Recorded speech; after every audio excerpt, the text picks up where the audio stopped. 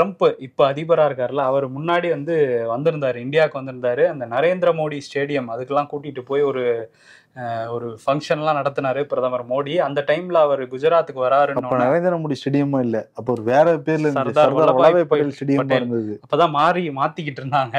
அப்ப வந்து கூட்டிட்டு வந்ததுக்கு அப்புறம் வந்து அந்த குஜராத்துக்குள்ள அவர் வரும்போது நிறைய குடிசைகள் இருக்கு, அதெல்லாம் மறைக்கிறதுக்கு என்ன பண்ணலாம்னு சொல்லிட்டு தான் ஒரு சுவர் எழுப்புனாங்க. ஸோ அது வந்து கண்ணில் தெரியாத மாதிரி அந்த சுவர் வந்து 2 பேர் கண்ணையும் மறைச்சிருக்க மாதிரி போடப்பட்ட, ட்ரம்ப்பையும் மோடியையும் வச்சு போடப்பட்ட ஒரு ஏன்னா கார்ட்டூன். 16 அடி சோத்துக்குள்ளார மறைச்சு வச்சிடறாங்களா ஏழ்மைய அப்படின்னு சொல்லிட்டு அந்த சமயத்துல நம்ம எல்லாம் பேசணும், ஞாபகம் இருக்கு. ஆமா. இன்னொரு பக்கம் முதலமைச்சர் மு.க. ஸ்டாலின் அந்த உழைப்பாளர் சிலையே வந்து பேத்து எடுத்துட்டு இருக்க மாதிரி போடப்பட்டிருக்கு. எதுக்காக அப்படின்னா, இவங்க ஆட்சிக்கு வந்த உடனேயே தொழிலாளர்களுடைய வேலை நேரம் 12 மணி நேரமா ஆக்கிறதுக்கான ஒரு தீர்மானம் சட்டமன்றத்திலேயே போட்டாங்க. அது சிபிஎம் இடதுசாரிகள் நல்லா கடுமையா எதிர்ப்புலாம் தெரிவிச்சிருந்தாங்க. அந்த சமயத்துல வரையப்பட்ட கார்ட்டூன் இது.